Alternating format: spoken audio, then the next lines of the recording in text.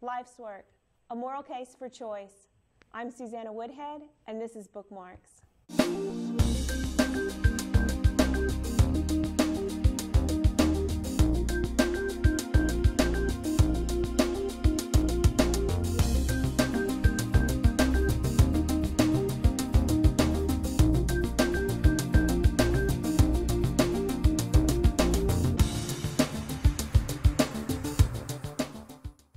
Welcome to Bookmarks. I'm your host, Susanna Woodhead. In the never-ending debate over abortion, religion has traditionally been associated with the pro-life side, which is dominated by Christians.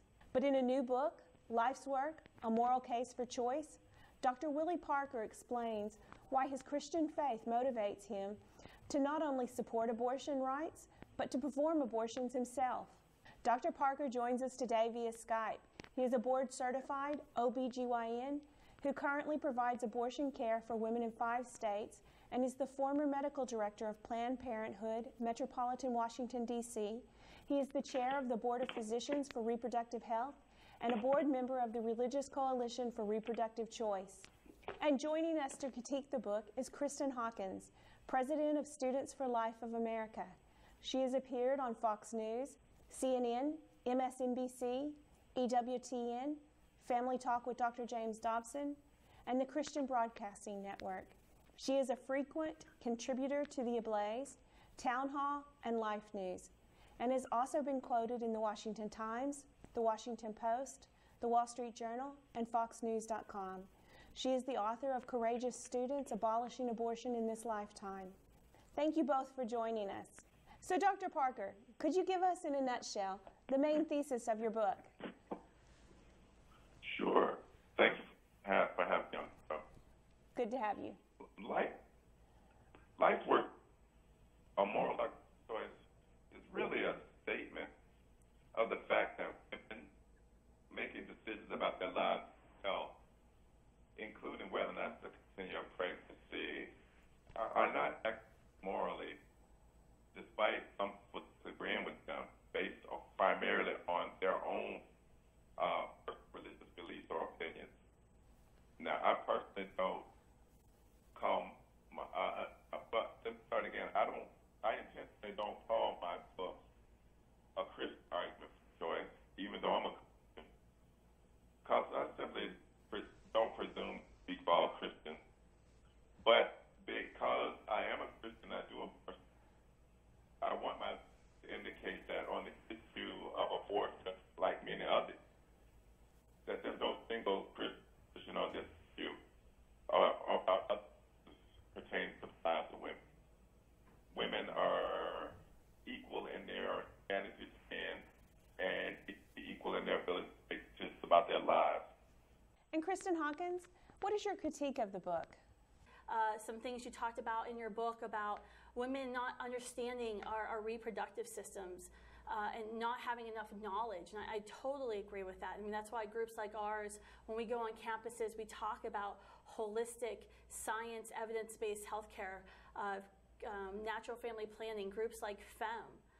However, as promised, there are definitely some places where I couldn't disagree with you more. Part of the book actually reads more kind of like a conspiracy novel. Actually, here on page 164, I just had this, I read this passage that you wrote, and I was just so upset by some of the accusations that you made towards our movement. For someone who repeatedly said that, you know, your clinics are a place of non-judgment, you're not judging women. You do a whole lot of judging for the pro-life or anti-abortion side, where you know, right here in this quote, and I'm going to read the quote of, their goal is not actually to curtail abortion services for poor women and women of color. It's to limit the access to abortion for all women, including especially white women. Because the thing all too many white anti-abortion activists really want, which they can't say out loud, is for white women to have more babies in order to push back against the browning of America. And then you go on to talk about how the Tea Party was formed because of Barack Obama's skin color. I mean, these are things that are categorically false.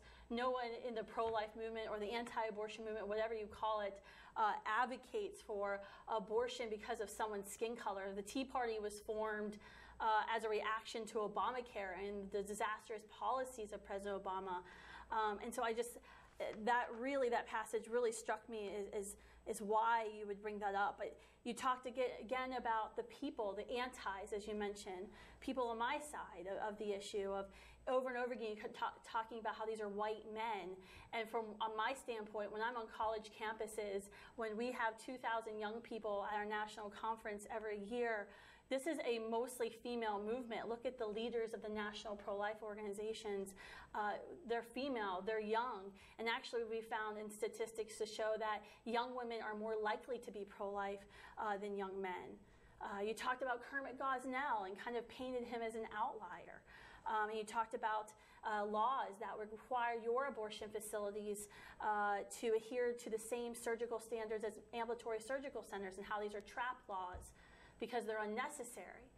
But I couldn't help recall, the story of Lakeisha Williams, who died in Cleveland during her abortion.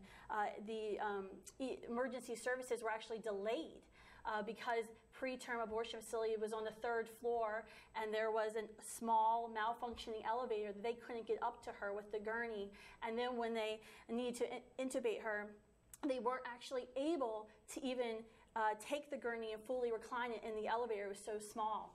2010, an abortion facility in Michigan, there were 17 preborn babies, their remains, along with patient records with names, history, insurance information, along with bloody surgical materials. I think we better give Dr. Parker a chance to respond. Dr. Parker? I am actually glad that my discussant read the book, and I am actually comfortable and understand why she would take issue with the things that I stated. But I stand by what I stated because I invoke the principle that Senator Daniel Patrick Moynihan said when he said that everybody's entitled to their own opinion, but no one's entitled to their own facts. Given that my discussant read the book and then she disagreed, that we can have honest disagreement. That's right. Because the Mahatma Gandhi says honest disagreement is the beginning of progress.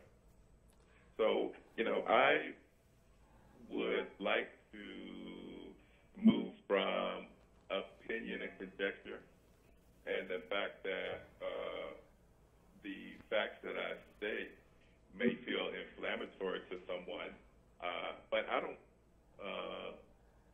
indict or label individuals. That's why I essentially say anti-abortion versus pro-life, because I think part of the problem is the language is with regard to the pro-life, pro-choice narrative doesn't lend itself very well to meaningful dialogue. I agree with you. But when you describe it I agree with as anti-reproductive rights and pro-reproductive rights, then we can have honest disagreement with no effort to disrespect anyone or to devalue their honest or sincerely held beliefs. I think the question is, and I think you said this in a previous interview, the question is pro-abortion or anti-abortion. And I'm entirely comfortable with using those labels because I think it's very important that we have an honest discussion. Too many times when I'm on a campus speaking with someone, they'll want to label themselves pro-choice.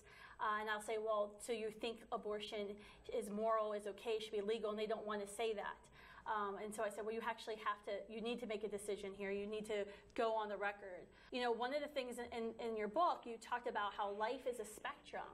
I mean, we clearly know, and embryology textbooks clearly tell us, that life begins at conception, that there's no other point when an egg meets a sperm that a whole unique human being that never existed before and will never exist again has come into existence. We know life has an ending, so therefore it must have a beginning somewhere. Do you not believe that? Well, I think you're on the right road to achieving clarity by bringing more precision to the language. Mm-hmm. But when you say life, in terms of as an event, where I take issue is you say life begins at conception. But in order for a conception to be alive, you can't have a dead egg or a dead sperm embryologically and get a live zygote. Sure, So but those are if parts. What you mean those by aren't life a whole. is vitality and reproduction and energy consumption. Sperm are alive and eggs are alive, and so life can't begin at conception. It absolutely what does. I think you actually implied to say is when you say a unique human being, you're absolutely right. Because women don't have puppies. Human reproduction results in human beings and human entities being established when conception occurs. So, but what people really mean when they say life begins at conception, they're actually saying that personhood begins at conception. I've never argued that a fetus is not a human being. So, but what I argue is that it's not a person with equal moral standing to the woman carrying it. So, Dr. Parker, when does life begin? Well, life began a long time ago, and life, as we describe it, whether you believe that it's an evolutionary process or the process of creation, and I don't think those are mutually exclusive terms, but the process of endings and beginnings started a long time ago, and that conception results in a unique human being that is a person each time somebody conceives. Human reproduction is very inefficient in terms of 12% of all people then are spontaneously aborted, right? And then that means that if the process is totally divine and driven by some purpose, that it's a very inefficient process. So that's a clash between the science of reproduction and the moral understanding of reproduction. So I think in order for us to have an honest disagreement, we have to be clear about what we're talking about. And so if you mean by life, when did it begin? The process of reproduction began a long time ago, and it's going to be going on a long time after you and I are gone. But when did my life begin, Dr. Parker? I can't answer that. Your life began as a person when you were born. But in terms of, if you mean when your DNA complement was established, you're right, it was the moment of conception. And so you believe that personhood of a human being, so you're not a person with rights until the moment of birth, until you emerge from your mother's vaginal canal? That's what the law says. That's what many religious traditions That's actually not what the law says in many cases. You have laws like in California, the Lacey and Connor Peterson law, where recognizes the personhood of the child. If a mother is murdered in an act of violence and she's pregnant, the perpetrator... What you're alluding to is indirect attempts to confirm personhood by upcharging murder charges of a woman killed. But if you don't have a statute where someone is charged with murder if somebody loses a fetus, if the mother lives, and if you do, it happens from state to state, but it is not the national law. What's the difference, though? Like, what's the difference 5 minutes before I give birth to my child? What makes the difference there? That 5 minutes before I give birth to my child, he's not a person, and then as soon as he emerges, he is a person? Let me ask you a question. I don't intend to be disrespectful, but I want to ask you a question, then I'm going to make a point. Is an acorn the same as an oak tree? An acorn is an oak tree. Is it the same? It is an oak tree. So if someone steps on an acorn, it's the same as knocking down a 100-year-old redwood in terms of classification by the law. You can't not make that analogy because we're talking about human beings who are made in the image of God. No, what we're talking about, we're talking about that human beings have value because not of what we can do or what we can become in our life, but simply because we are human beings, we have value because we were made in God's image. So trees don't have value? trees do have value, but they don't have the same value as human beings. All right, and you're right. And human beings have value. My only point is by trying to make an analogy about stages development and that they matter. What I'm saying is, you're saying that a fetus is a person, and I'm saying that a fetus is not a person, because if a fetus is a person, it has equal value and moral standing with the woman carrying. Yeah, So I think that's the crux of the argument. And that's the crux of our disagreement here. Than the woman carrying it. That is the crux of our disagreement here, is what is the moral standing of that human being residing in his or her mother? And when we look at the pro-life movement and we look at what we're fighting for and advocating for in the pro-life movement, we believe that that fetus does have personhood rights, and that, I mean, obviously I'm a woman, so I believe that women have the right to make the decision about their own bodies. I believe that men have the right to You could be a woman and believe that you have the right to make your decision, but the problem with your decision about your body ends when it comes in conflict. Your rights to do what you want with your body end when it comes in conflict with someone else's rights. And so that's what the real sadness about Roe and Doe has done. It's pitted women against children in our country, and it said, well, who's more important here? When really we're talking about two unique persons who both have the right to live.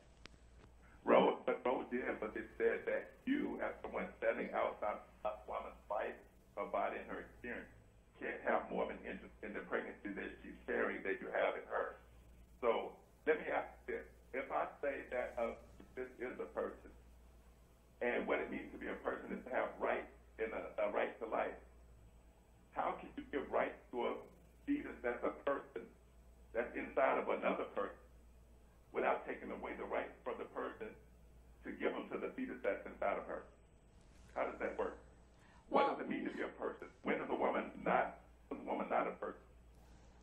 We believe, so at the moment of conception, a unique, whole, living human being has come into existence. That being will never exist again. He or she's never existed before. At that moment, that human being is a person with rights. And we don't believe that your environment or where you live or the fact that you're dependent on your mother means that you're less of a person. Because to be honest with you, I couldn't leave my 2-year-old daughter at home and have a reasonable expectation that she would survive. Heck, your daughter's a 2-year-old. What's the difference? And that's different from a fetus. What's the difference between the 2-year-old and the fetus, the child in the womb? Well, there's a lot of a 2-year-old can breathe on its own.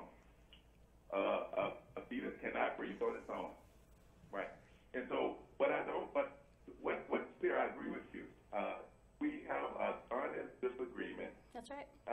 About the status of personhood of a fetus. I agree with you wholehearted.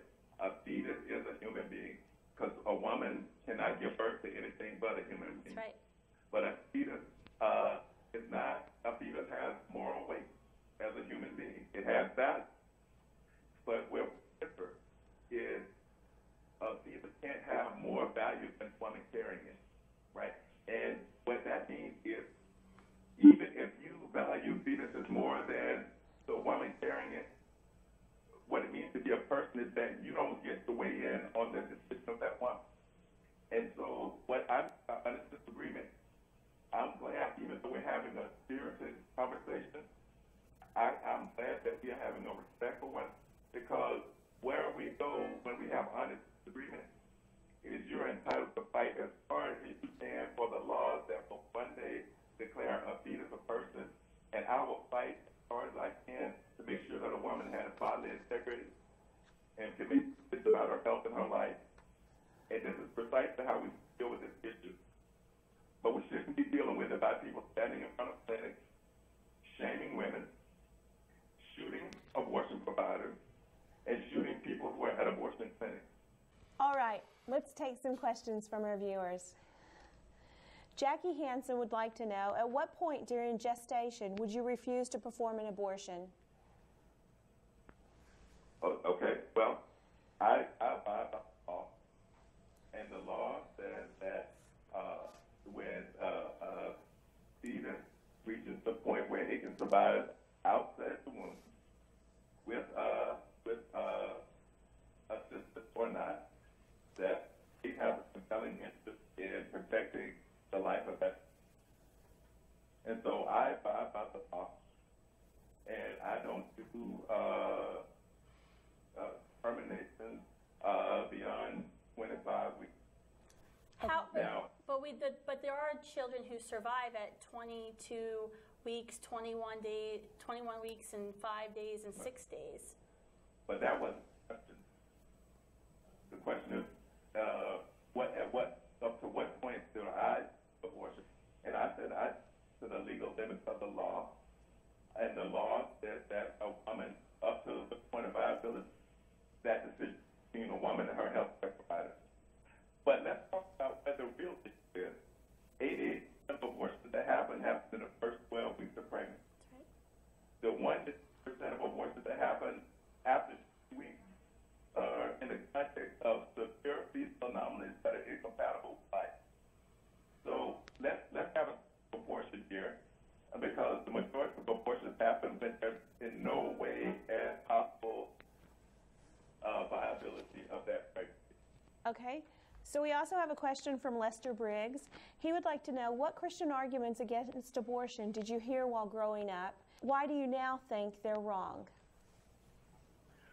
Well, I didn't hear any Christian argument against abortion growing up, because my Christian experience predates the whole pro-life, pro-choice narrative, which began in 1980. And that's another issue about the whole notion of pro-life. It's people who hold that view, they act as that view has been around since the established Christianity, or even in the ancient text of the Bible. So people will go back and pull verses out and say that those verses refer to abortion, but they're pulling it out of context. So I was not taught that abortion was wrong, but in my community, women who had unplanned pregnancy continued those pregnancies, so it was sort of implied. So for the first 12 years of my practice, I did not do it until I thought more deeply about them. I explored for myself what Christianity actually says about abortion, and it says nothing about abortion. So, Dr. Parker, are you saying that unless the Bible expressly condemns something, then it condones it? No, I'm saying you can't pull verses out of context and say that they refer to something that they don't refer to. Well, then I don't understand what's your point in bringing that up, because the Bible doesn't expressly condemn gay bashing, but we know that's not okay. The truth is that even if Scripture doesn't expressly mention abortion, we know that it affirms the humanity of the preborn child, because Scripture tells us that humans have value because they are made in the image of God, and because humans are made in the image of God, shedding innocent blood is wrong and is forbidden. And since abortion intentionally kills an innocent human being, it is wrong. So, okay, you're established that humanity of thesis. Can you answer for me? When is a woman not a person? I'm sorry. When does a woman lose the right to make a decision about her health and her body? I believe Dr. Parker's asking you. I believe Dr. Parker's asking you, when is a woman not a woman? When does a woman no longer become a woman, a person? Your gender is determined at the moment of conception. When, you know, that's not what I'm asking you. I think he's asking you, when is a woman no longer a person?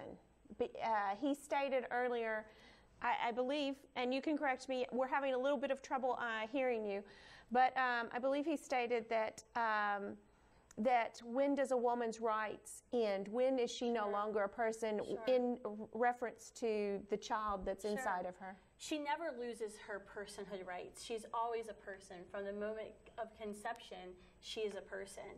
And when she's carrying that child within her, she's also a person.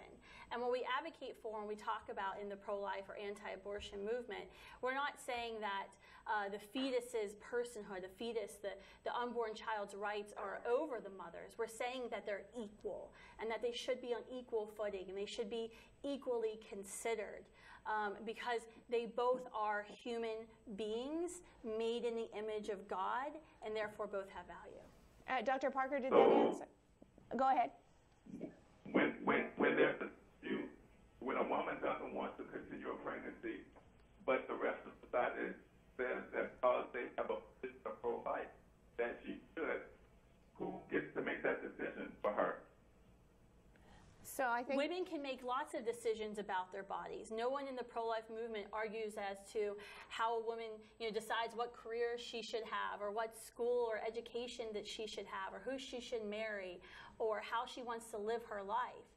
But your rights to your body, your rights come into conflict when they come into conflict with someone else's rights. It's not unlimited. I can't choose to do certain things. Your ability to tell a woman what to do with her body simply because you care about her feet. When does she lose her right to say no to you? That's not a right that anyone has. What I'm saying is no one has the right to determine that they should be able to kill an innocent human being. That's not a right that any of us have. That's why I don't believe in abortion. That's why I don't believe in the death penalty, because there could be an innocent person. I don't believe that innocent human beings, we have the right to ever kill an innocent human being. Dr. Parker? I saw you in your to the death penalty, but what when a woman is a pregnant or her life is, who makes that decision for her? That is not a decision that I think any of us have the right to make. We never have a right to take away the life of an innocent human being. Okay, that's all we have time for. We'd like to thank OBGYN Dr. Willie Parker for joining us to discuss his book, and Kristan Hawkins of Students for Life of America for offering her critique. And thank you for watching Bookmarks. I'm Susanna Woodhead. We'll see you next time.